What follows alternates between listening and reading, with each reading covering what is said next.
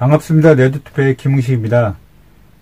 평균 수명이 길어지다 보니까 요즘 운동 한두 가지씩은 다들 하고 계시죠? 그 중에 오늘은 걷기에 대해서 한번 생각을 해볼까 합니다. 사실 유산소 운동으로서 사람들한테 저강도이기도 하고 가장 좋은 운동 방법 중에 하나가 걷기라는 사실은 뭐 다들 알고 계실 건데, 이 걷기가 다 좋은데 딱 한 가지, 단순하게 계속 같은 코스를 반복해서 걷다 보니까 지루해서 중간에 중도 포기하시는, 하차하시는 분들이 상당히 많으시죠. 그래서 어떻게 하면 이 좋은 운동을 오랜 동안 할 수 있는 방법이 없을까, 이 부분에 대해서 한번 생각을 같이 해봤으면 좋겠습니다.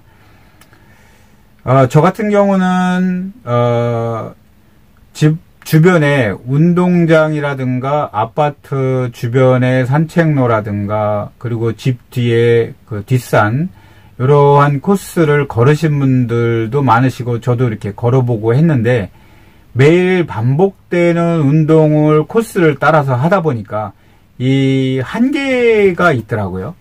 그래서 어떻게 하는 방법, 그리고 어떤 코스 어떻게 하면, 이런 고민을 좀 해봤던 거죠. 그래서 제가 생각을 해본 게, 안 가본 데로 가보면 어떨까. 그래서 이 골목 투어를 시작을 한번 해봤습니다.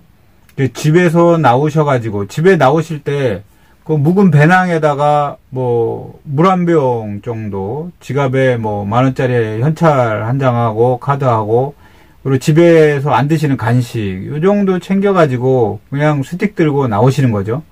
그리고 스틱은 왜 필요하냐면, 사실 시내에서 스틱이 왜 필요하냐고 이렇게 의아해 생각하시는 분들이 많으실 건데, 우리가 살다 보면, 그리고 또 노령화가 이렇게 되다 보니까 근육량이 많이 퇴화가 됐고 많이 줄었어요. 그러다 보니까 사실 운동을 하는 것도 좋은데, 무리하게 운동을 하다 보면 오히려 또 관절에 이상이 올 수가 있거든요. 그래서 또 한 가지는 그런 부분도 있지만, 관절에 대한 부분도 있지만, 뇌세포가 죽어서 균형 감각이 떨어져 가지고 잘못하면 넘어지는 경우가 생깁니다.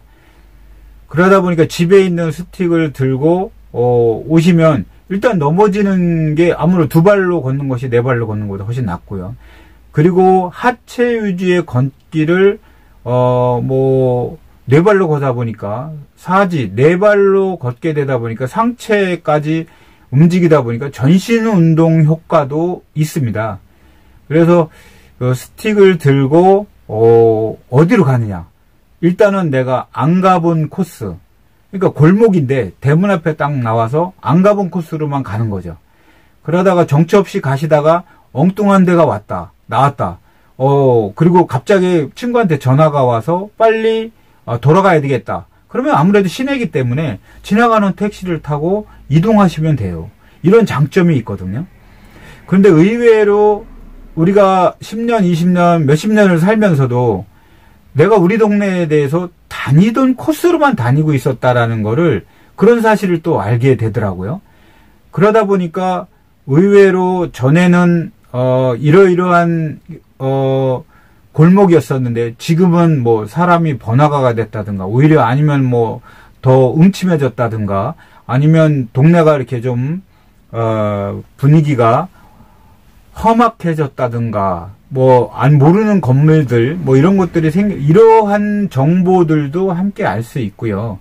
그리고 나오실 때, 이왕이면 오늘은 우리 고장에 내가 안 가봤던, 오래전에 가봤던, 명소를 한번 가보고 싶다. 박물관도 좋고요, 예술관도 좋고요, 공원도 좋고, 그리고 내가 살고 있는 뒷산 말고 다른 동네의 뒷산도 한번 산을 따라서 연결을 해서 가시면 얼마든지 가실 수가 있거든요. 우리나라 지형은 물과 산줄기만 따라서 가시면 백두산까지 어디든지 다 가실 수가 있습니다.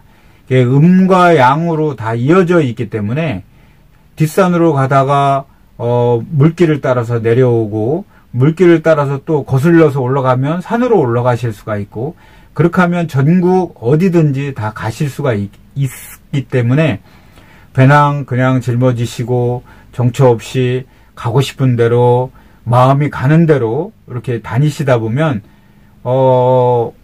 어딘지 모르게 내가 그동안 느끼지 못했던 내가 살고 있는 고장에 대한, 마을에 대한, 동네에 대한 새로운 느낌을 받으실 수가 있어요. 그 느낌을 받을 때, 어느 곳은 예를 들어서 뭐 좀 음침해가지고 조금 밝아졌으면 좋겠다.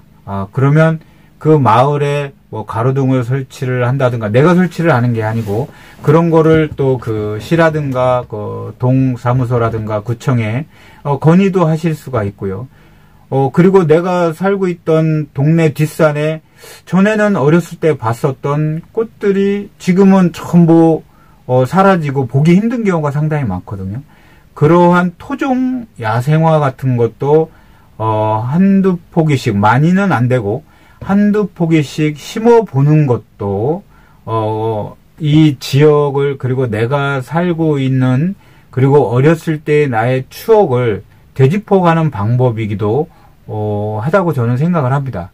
그리고 그런 것들을 심고 가꾸다 보면 의외로 그곳에 가야 될 이유가 생기고요. 그리고 단순하게 운동이라는 목적보다는 훨씬 더 만족감이 뛰어납니다. 그렇게 해서 이 마을도 가보고 저 마을도 가보고 하시다 보면 몰랐던 우리 지역을 아시게 되고, 그리고 사실은 내가 태어나고 내가 자라고 내가 살고 있는 곳이 나의 뿌리입니다. 그리고 그 뿌리를 알아야지 사실은 나 자신을 알게 되는 거거든요.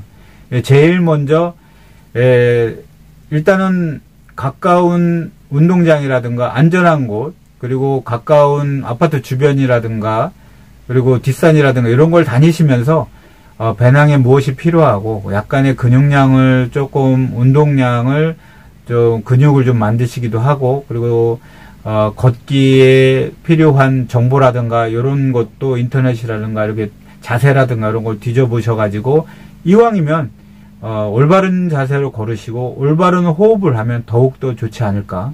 뭐 걷는 자세라고 그러면 가장 기본적인 게 3단보행을 많이 하는데, 뒤꿈치가 먼저 땅에 닿고 발은 11자고 그 다음에 엄지발가락이 땅에 닿고요. 그리고 눈은 전방을 이렇게 바라보면서 상체는 편안하게 세우시고, 그리고 걸으실 때 발바닥에 의식을 이렇게 집중해서 걸으시면 훨씬 더 심기혈정의 원리에 의해서 훨씬 더 이 경사면이라든가 이런 곳에서도 넘어질 확률이 훨씬 줄게 되고요.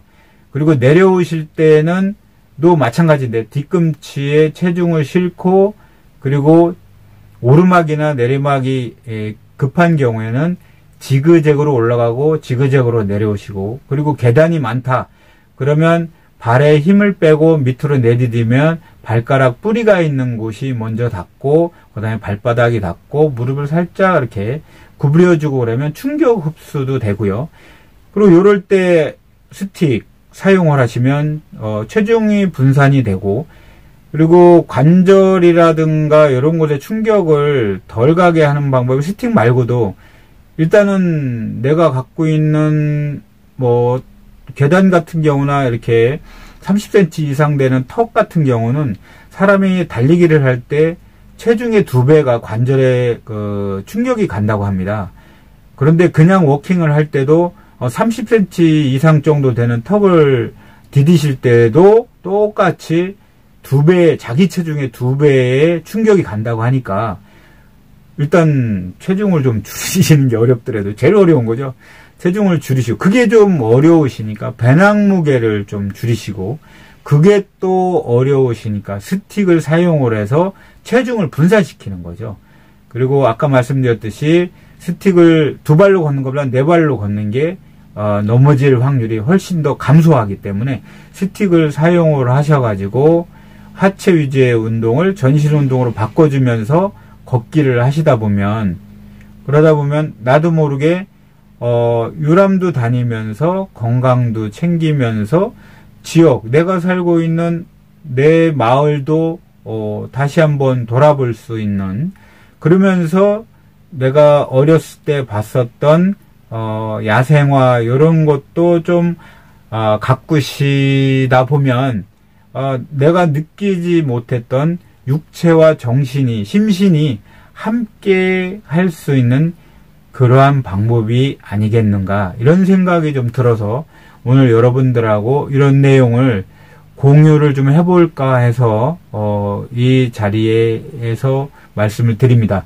혹시 좀 더 좋은 아이디어라든가 아니면 해보시고 좋았던 부분 있으시면 저한테 연락 주시면 저도 그 방법을 따라서 조금 더 업그레이드 되고 재미있고 신나게 운동을 하고, 그 운동을 통해서 우리가 건강하게 행복하게 살 수 있는 방법을 찾아보도록 노력해 보겠습니다.